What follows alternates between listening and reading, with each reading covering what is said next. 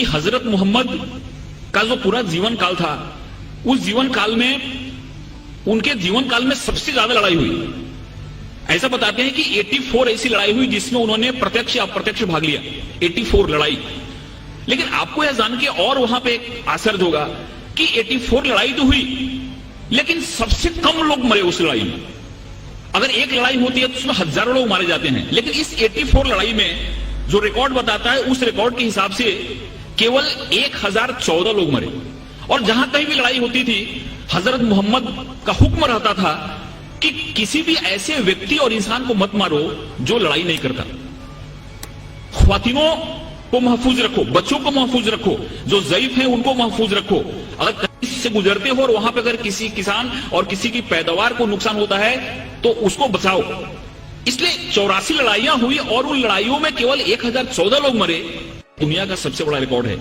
और जब प्रोफेट मोहम्मद जब मक्का में आए अपने पूरे सैनिकों के साथ, तो जिस मक्का वालों ने उनको अपमानित किया था, जिस मक्का वालों ने उनको पत्थर से मारा था, जिस मक्का वालों ने उनकी जान लेने की कोशिश की थी और उनकी तकलीफ के चलते उनको हिजरत करनी पड़ी थी, उस मक्का वालों को उन्होंने प्यार से जीता। और वो मक्का की जो फतह थी, ऐसी फतह थी जिसमें खून का एक कतरा भी नहीं बना। प्रोफेट मोहम्मद को जितना अपमानित किया गया था, प्रोफेट मोहम्मद की जिंदगी को जितनी तकलीफ दी गई थी, अगर वो चाहते तो जिस समय उन्होंने मक्का में प्रवेश किया, मक्का की फतह की, उस समय हजारों लोगों का कत्ल करा सकते थे, लेकिन एक भी खून का कतरा नहीं बहा और बड़े प्यार और मोहब्बत के साथ उन्होंने मक्का को फतह किया। इससे यह बात सामने आती है कि शांति और अमन इस्लाम का मकसद है। तलवार उठाई उन्होंने, तलवार इसलिए उठाई कि तलवार उठाने का उनको हुक्म था, मजबूरी थी तलवार उठाना, कि अगर तलवार नहीं उठाते तो मजहब का क्याम नहीं हो सकता। और हर एक जगह गीता में भगवान श्री कृष्ण ने अर्जुन को कहा कि तुम लड़ाई करो, अगर तुम लड़ाई नहीं करोगे तो धर्म की स्थापना नहीं हो पाएगी। अर्जुन वहां से भाग रहा था।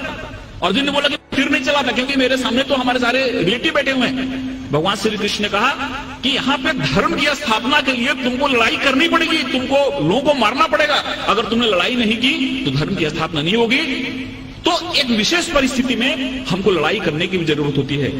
वैसे प्रोफेट मोहम्मद ने अगर लड़ाई करने की बात की तो वहां पे की जहां पे लड़ाई करना मजबूरी था, और वहां पे अगर लड़ाई नहीं होती तो शांति की स्थापना नहीं होती।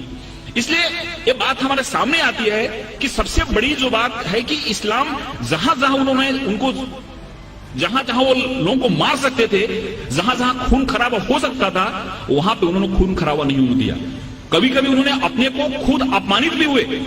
जैसे कि बहुत लोगों को मालूम हुआ कि सुलह हुदैबिया जो एक करार हुआ, एक जो मायदा हुआ, उसमें बहुत सारे ऐसे टर्म थे जो टर्म उनको कबूल नहीं थे, इस्लाम के मानने वालों को, मुसलमानों को कबूल नहीं थे।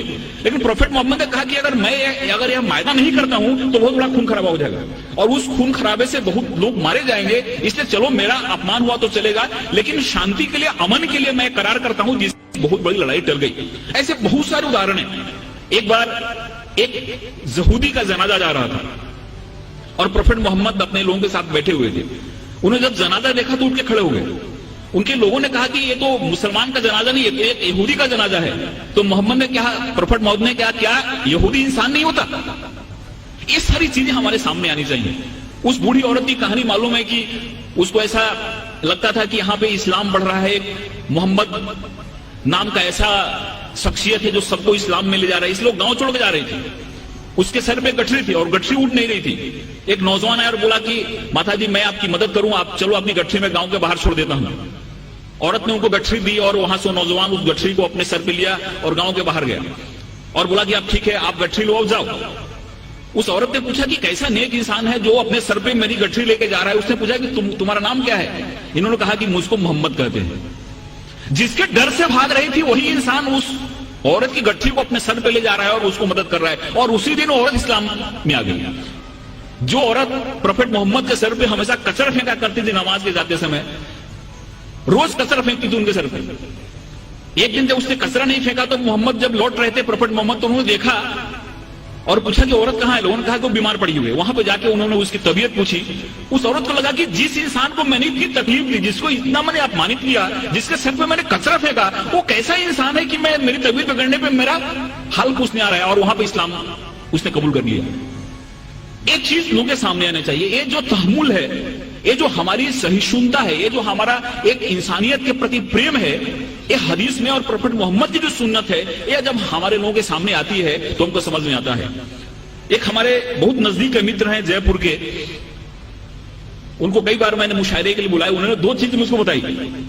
ये दोनों चीजें मुझको कहीं रेफरेंस मिला नहीं है, लेकिन उन्होंने बताई। उन्होंने पहला ऐसा बात था कि प्रॉफेट मोहम्मद की जो चचेरी बहन थी उसका नाम हिंद था, और वो ऐसा बता रहे थे कि उस समय हिंदुस्तान जो मुल्क था, इस मुल्क से वहां के लोगों को बहुत प्रेम था, और बहुत बार प्रॉफेट मोहम्मद ने इस मुल्क के बारे में सुना था, तो हिंदुस्तान के नाम से वो जो हिंद उनकी चचेरी बहन थी उसका नाम रखा गया था।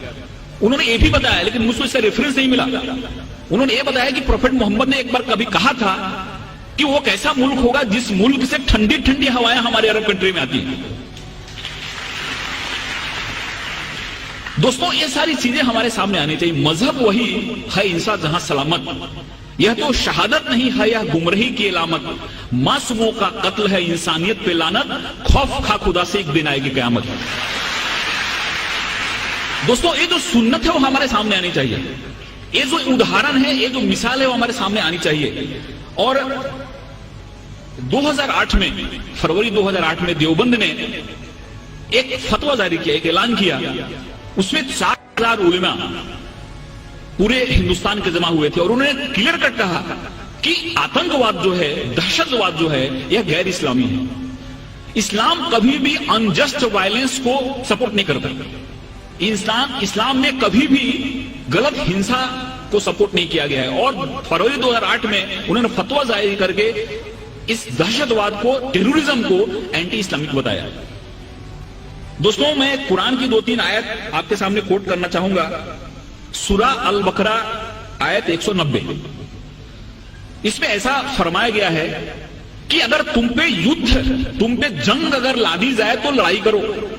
अगर तुम पे जंग ला दी जाए, तुम पे अगर युद्ध ला दी जाए तो लड़ाई करो, क्योंकि खुदा को ज्यादती पसंद नहीं है। लड़ाई करोगे फिर भी जाति मत करना।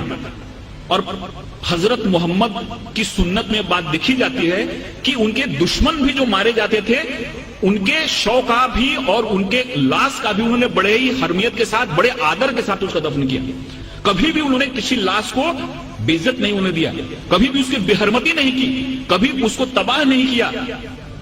ये हमारी कुरान की आयत बताती है कि युद्ध उसी से करो जो तुम पे युद्ध लादता है, मजबूर करता है तुमको लड़ने के लिए, लेकिन फिर भी जाति मत करना, क्योंकि खुदा को जाति पसंद नहीं है। सूरा अल मायदा आयत 32, एक निर्दोष इंसान का कत्ल पूरी मानवता के कत्ल के बराबर है।